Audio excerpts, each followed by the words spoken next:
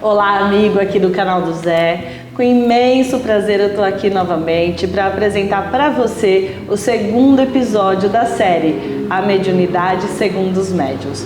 Hoje com um amigo meu de muitos anos, um cara que eu admiro demais, o Breno Tarifa. Eu vou pegar aqui minha colinha para falar do Breno.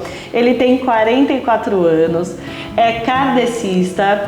Segundo ele, como a Isa, é médium desde que nasceu, médium sensitivo, médium auditivo, médium de desdobramento, um médium de inúmeras qualidades. E o Breno está aqui com a gente hoje para apresentar e falar um pouquinho sobre o dia a dia dele e sobre tudo que contempla a mediunidade. Então, Breno, seja bem-vindo ao nosso programa da Mediunidade Segundo os Médiuns. Prazer ter você aqui, querido. É uma honra também estar aqui contigo, uma pessoa que eu amo também, de paixão, é uma querida da minha vida e vamos bater um papo. Vamos lá, né? Vamos lá. Breno, assim, o intuito do programa é a gente tirar a maior quantidade de dúvidas sobre a mediunidade para quem está lá em casa, tem dúvida, sofre com mediunidade, tem filho que sofre com mediunidade, enfim, é um tabu, né? Tem muito poucas pessoas que falam sobre isso, então a ideia é a gente ter um papo descontraído para que as pessoas entendam melhor, tá bom? Tá ótimo. Como foi o seu primeiro contato com a mediunidade? Conta pra gente. Meu primeiro contato, minha mãe, né, ela teve a iniciação dela com Herculano Pires. E aí numa ocasião em que eu tinha 5 anos de idade, ela foi bater um papo comigo e ela falou pra mim que a gente só estava de passagem nesse planeta, que a verdadeira vida era a vida espiritual e que na espiritualidade tinha escolas, hospitais. E aí qual foi a surpresa dela quando eu olhei pra ela e falei, não, realmente, a gente está só de passagem. A verdadeira vida é a vida espiritual, nós estamos reencarnados aqui, mas deve ser a milésima oportunidade de reencarnação com 5 anos. Com 5 anos. Ela achou que ela estava ali conversando com uma criança e de repente... E aí eu tive esse insight, depois de muitos anos, assim, essa conversa, eu tenho ela gravada na minha memória, porque eu estava na frente de uma geladeira azul, Aquelas antigas. E aí me marcou, assim, porque ali foi onde que eu realizei que eu estava nessa encarnação e que ia ter muito trabalho pela frente, que era só uma passagem, que estava tudo começando, aflorando ali, tamanho, né? De sensibilidade, uma criança de 5 anos, imagina?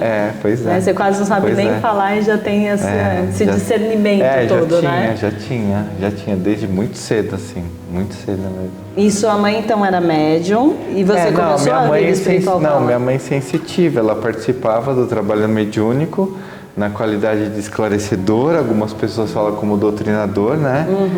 E aí ela virou uma entusiasta do espiritismo, né, do kardecismo, e como eu era o xodó dela, eu acompanhava muito ela, né?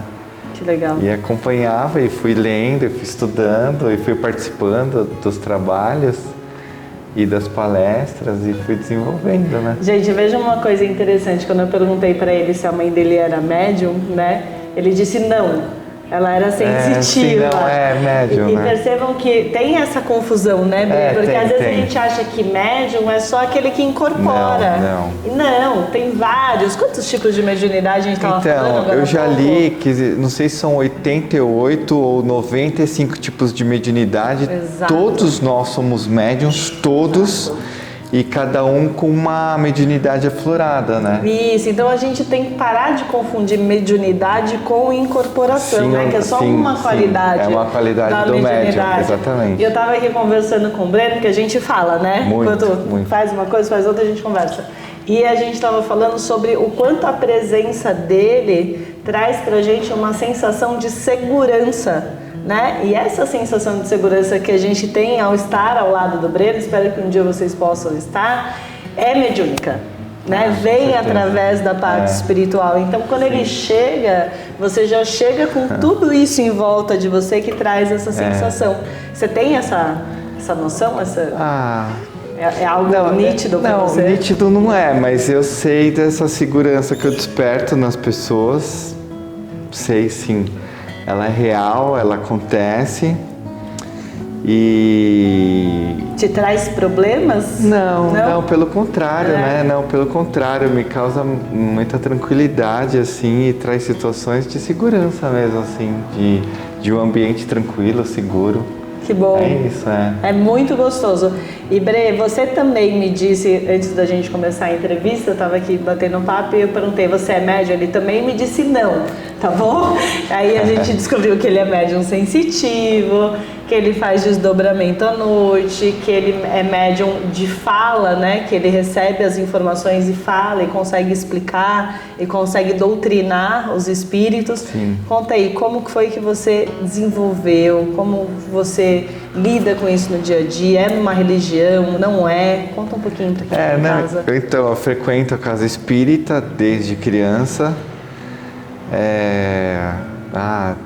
Acho que com uns 17, 15 anos, 17, eu comecei a fazer parte do trabalho mediúnico, né?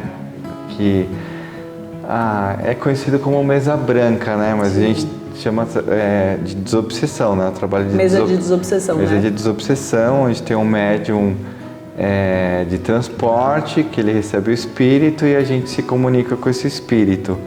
Foi com uns 17 anos e isso perdurou até uns 37, 38 anos, assim. E você trabalhou direto? Um trabalho ininterrupto, assim. Olha que bonito. Eu trabalhava no mínimo uma vez, no máximo 2 vezes por semana, fazia parte desse trabalho. E sempre foi incrível, assim. E aí, eu sempre me apoiei muito no meu irmão, né, no Fábio também. E ele leu muitos livros do Roger Bottini, do Robson Pinheiro. Eu bati uns papos com a Heloísa Pires, que é a filha do Herculano Pires, e a gente falava sobre espiritualidade, e a gente comentava que boa parte desses filmes de ficção científica eram de pessoas que nos desdobramentos seguiam para outras dimensões, e quando retomava a vivência no planeta Terra, as pessoas tinham aquelas projeções do plano espiritual e transformam nesses filmes de fantasia, que são incríveis. Você fala, de onde que a pessoa cria aquelas... Né? Elas veem, né? Aquelas imagens, né? Daqueles bichos e tal. Então, assim, eu sempre me encantei muito pelo trabalho de resgate do umbral.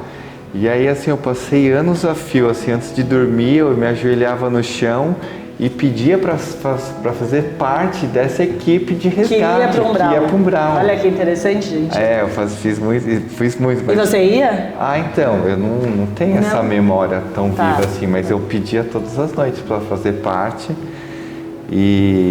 Sem medo? Sem medo nenhum, assim, não me incomoda, assim. Que interessante. Medo eu não tenho, assim. Vê o porquê que ele transmite segurança, né, gente? Absolutamente nada, assim. Pode ser a pior situação possível, eu me mantenho muito sóbrio. E aí você fez esse trabalho mediúnico como desobsessor, né? Você que conversava com o espírito. Eu conversava durante muitos anos. E você chegou a desenvolver alguma outra mediunidade, Breno? Então, além da fala? Acho que nos últimos 4 anos eu fui convidado para fazer parte de uma equipe de cura.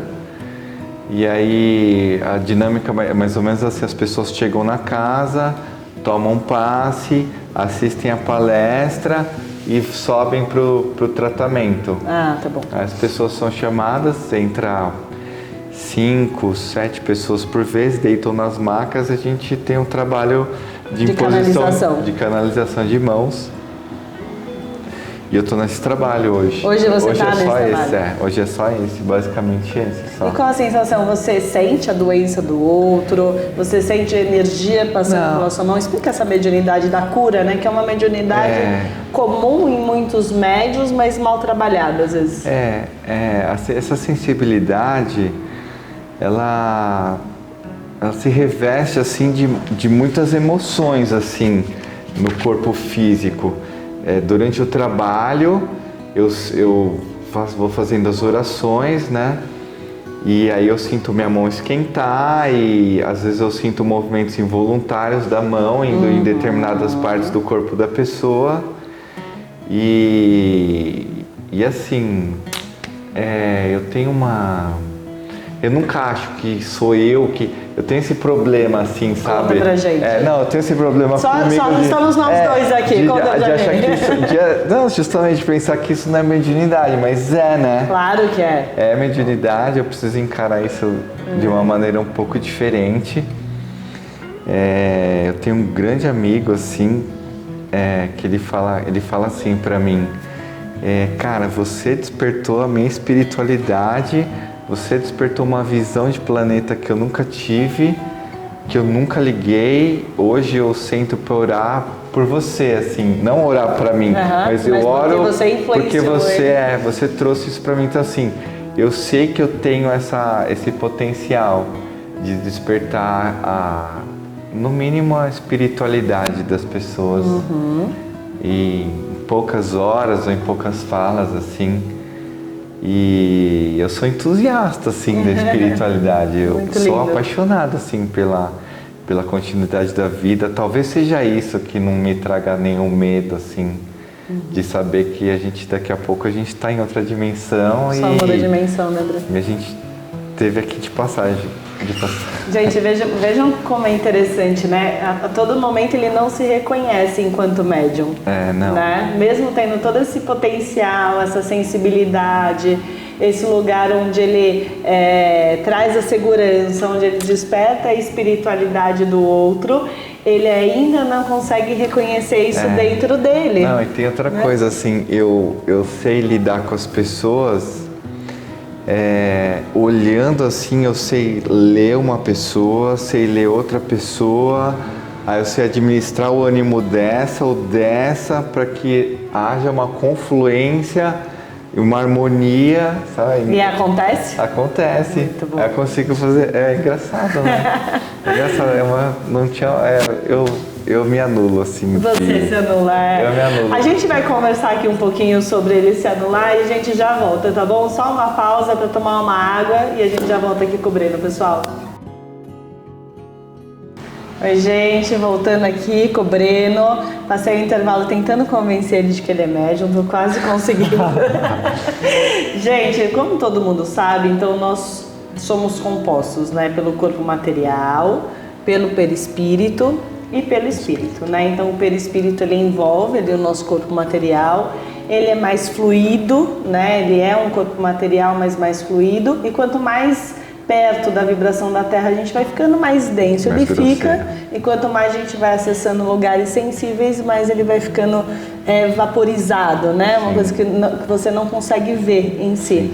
E aí, Bre, por que eu tô contando isso? Queria saber, todo médium ele tem uma sensibilidade maior do perispírito, normalmente ele é mais fluido, né? Ele tem uma troca com o plano espiritual. E você, como um bom médium, como que é a sua vida fora de uma mesa branca, no dia a dia? Você sente, tem alguma influência da parte espiritual? Conta pra gente como que é o seu dia a dia. Não, eu separo bastante, assim. Eu separo bastante quando eu estou trabalhando na casa e quando eu estou fora exercendo minha profissão. Mas a sensibilidade ela não sai assim, ela não tira ela você, não desvincula, né? assim, eu percebo manifestações mediúnicas, percebo situações, percebo pessoas desequilibradas, eu tenho toda essa sensibilidade assim dos ambientes que eu tô. E essa percepção muito aguçada, assim, mas, assim, não me choca de maneira alguma. Não me choca, não altero muito a minha vivência, a minha dinâmica de vida normal, é normal. Para dizer a verdade, eu acho que eu tenho um equilíbrio muito grande, né? Muito grande de saber diferenciar, assim, essas situações, assim, sabe? Já me deparei no trabalho, com pessoas incorporando. Uau. E aí a pessoa sabia, né, da minha função na casa e a pessoa me pegar pelo braço e me levar para uma sala e falar assim, nossa, incorporei, bum. E a pessoa incorpora e aí eu tô lá, eu né, com a minha mediunidade, que ele acha que né, não é que aí eu vou fazendo as orações, vou conversando com aquele espírito, né, de repente aquele espírito ele tá vagando, ele pega uma pessoa que, né, é uma médium de transporte e tem eu ali perto, acho que de repente a espiritualidade faz um sim. dominó ali, um xadrez, e aí eu tô lá. Para que você já consiga exercer Pra a sua parte, né? Para trabalhar, Mas isso já aconteceu na rua com você? Porque, pra quem já não sabe, aconteceu, o Breno é advogado, né? Tô sempre ali em fórum. Aconteceu na rua já. Eu fazia parte de uma turma de sopão de rua em Santo André e acho que a gente trabalhou muito sério durante 1 ano e meio, né? Até 2 pessoas da equipe falecerem. E aí desestruturou um pouco e a gente parou, né?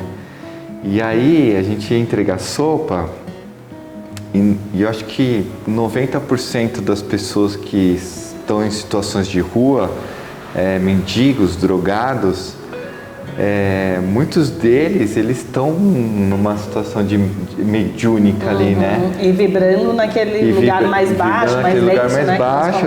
Porque assim, as pessoas normalmente estão drogadas e aí eu não sei se a droga aguça um pouco dessa sensibilidade mediúnica também, porque assim, quantas pessoas que a gente não vê na rua falando sozinha? Exatamente. Às vezes elas estão, né, não incorporadas, mas estão fazendo transporte daquele espírito. Religiosos não utilizam de alucinógenos para que você se desprenda do corpo, sim, né? Como eles também têm esse recurso. E aí eu lembro que eu não tinha, eu falo isso para muitas pessoas, que eu não tenho, eu sou uma pessoa, eu não tenho frescuras, não tenho frescuras para... Eu não tenho então mesmo, assim, tô de prova. eu abraçava esses mendigos, sujo, fedido, e eu fazia um Pai Nosso na orelha deles, e aí, na semana seguinte, esses mendigos falam assim, fala aquele estreco lá que você falou, porque assim, era automático, era como se eu estivesse introduzindo um remédio naquelas pessoas, porque assim, aquela euforia, aquele espírito assim, clamando por socorro, ele acalmava. Olha que bonito. Ele acalmava. Então assim, são esses sinais assim, são muito incríveis, né? Depois a gente reunia todo mundo, a gente sempre, nos lugares que a gente parava, a gente fazia uma roda e fazia a oração, né? Um dos nossos queridos lá fazia essa oração, né? Pedia amparo, pedia que aquelas famílias fossem abençoadas, que eles pudessem ser amparados pela espiritualidade maior, pelas equipes de salvamento e de cura. E aí eu tenho essa memória também, muito né? Bom, de Breno. fazer essas orações com alguns deles, de abraçá-los e perceber assim que, sei lá, de repente alguns espíritos receberam, né, receberam a graça, né, e foram amparados. Gente, longe de um espaço religioso, né, Breno? Na rua. Então vejam que a religião também, a mediunidade também independe da religião, de você estar dentro de uma casa religiosa, né? Claro que para você desenvolver a sua mediunidade, se você é um jovem, um médium novo, que ainda não desenvolveu, que não reconhece a sua mediunidade, que não sabe como trabalhar, a religião ela tem um papel fundamental, como teve a mesa branca para o Breno, né? Seja a religião que for. Seja a religião que for. Então, para o Breno foi a mesa branca que teve um papel crucial no desenvolvimento dessa mediunidade. Para mim foi a Umbanda, e para cada um, né, tem um lugar que vai trazer essa mediunidade. Que vai trazer a mediunidade independente, é legal frisar, independente da religião, porque assim, tem uma fala do Chico Xavier, que ele diz assim, eu participei de um culto católico e vocês não têm noção, quando forma a fila da hóstia, a quantidade de medicamento que tinha cada uma daquelas hóstias que o fiel tomava e saía curado, sem sonhar com aquela cura. Que tinha espírito ali, né? Que tinha espírito trabalhando o medicamento, né, mediúnico, lá, espiritual, e a pessoa tomando hóstia e sendo curada. Exato. Né? E independe da pessoa acreditar em espírito ou não, né? Independente, né? Eu acho que isso é muito bonito o que a gente está dizendo, porque assim, não é porque você acredita ou não na espiritualidade que ela não está com você. Não, né? Que ela não está te protegendo. Isso é independente da fé de qualquer pessoa. A mediunidade, ela, em algum ponto da sua vida, ela vai se manifestar com alguém ou com você. Não, se for consigo, a pessoa vai se assustar, né? Não tem como. Isso, mas é isso que a gente precisa contar, né, Eu tenho uma Breno? grande amiga do interior que ela tem uma mediunidade assim, explodindo. Ela vê a cachorra falar, ela vê os espíritos transitarem na casa dela. E aí ela vai, corre pro quarto, fecha a porta, fica debaixo do cobertor. E aí quem que ela procurou? Eu. Ela caiu comigo numa viagem e aí eu fui batendo um papão assim e fui dando alguns direcionamentos e hoje eu acho que ela está começando a desenvolver. E é o que é muito comum, pessoal de casa, esse medo da mediunidade, né? Esse medo do plano espiritual. Assim, não, é difícil, né? Porque assim, eu conheci também pessoas com mediunidade assim super aflorada, assim, médios clarividentes que enxergam a outra dimensão e o companheiro ou a companheira assim negacionista, total, assim, fala assim, que xaropada. Até com preconceito, não, que né? xaropada é essa? Tipo, a pessoa falando, pô, que xaropada é essa, sabe? Negando o óbvio. E uma coisa tão divina e tão pura, não, né? Pura, que ainda divina é rejeitada.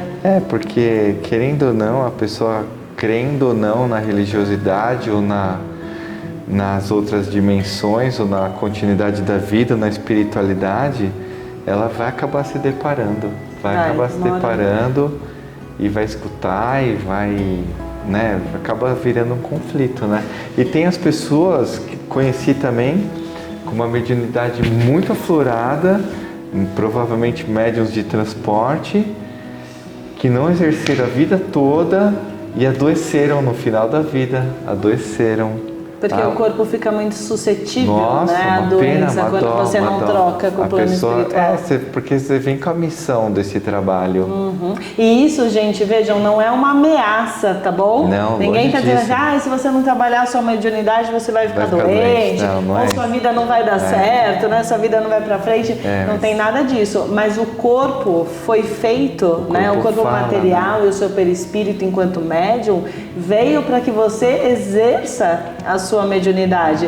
Sim. E como qualquer coisa que fica parado, adoece, não é? Tudo que não circula, adoece. Então, a mediunidade é exatamente a mesma coisa. Agora, Bre, a última pergunta aqui para você. Você é todo seguro, não tem medo de nada. Não mente minha bola, não. Teve alguma situação mediúnica que você teve medo? Você me contou ali de um sonho ou de um processo ali de desdobramento? Não, comigo? É. Conta pra gente um pouquinho como foi esse desdobramento, você teve medo? Não, teve um livro, o livro chama Viagem Astral e na ocasião eu era muito jovem.